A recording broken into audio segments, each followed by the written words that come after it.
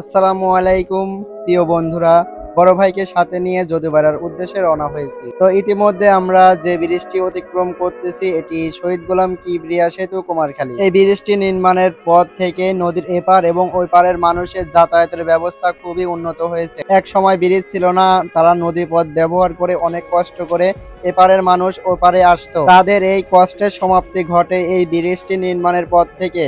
তো যাই হোক, যদুবাইরা বাজারে যাওয়ার উদ্দেশ্য দুইটি। প্রথমেই বলেছিলাম এখানকার চপ অনেক বিখ্যাত, 3 টাকা পিস।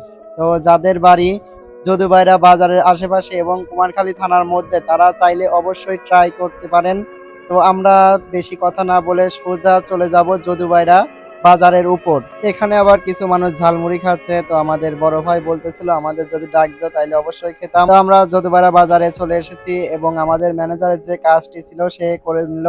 তো আমি আবার এদিকে একটু ভিডিও করে দেখাচ্ছিলাম কিরকম যদুবাইরা বাজার।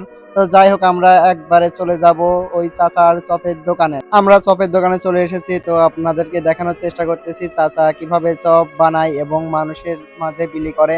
তো এখানে চপের সাথে কিন্তু আনলিমিটেড সালাদ ফ্রি, আর সালাদটা কিন্তু পেঁয়াজের। তো আমাদের ম্যানেজারকে দিলাম যে বড় ভাই আপনি আগে ট্রাই করেন। তো উনি ট্রাই করতেছিল আর আমি এদিকে ক্যামেরা নিয়ে আপনাদেরকে দেখানোর চেষ্টা করতেছি। ম্যানেজার বলতেছিল যে ভাই আপনি আগে খাওয়া শুরু করেন, পরে ভিডিও করবেন, আগে খান। তো আমার খাওয়া শেষ করে আমি ম্যানেজার থেকে রিভিউ নিব যে কিরকম হয়েছে। ভাই এখন বলবে। এই যে আমাদের বড় ভাই খাইছে। কেমন ভাই একটু নিজের মুখেই বলেন তো কেমন হয়েছে। যোধবাজার বাজারে যদি কখন আসেন এই দোকানের সিঙ্গারা চপ খেয়ে দেখুন, অসাধারণ। মাশাআল্লাহ মাশাআল্লাহ।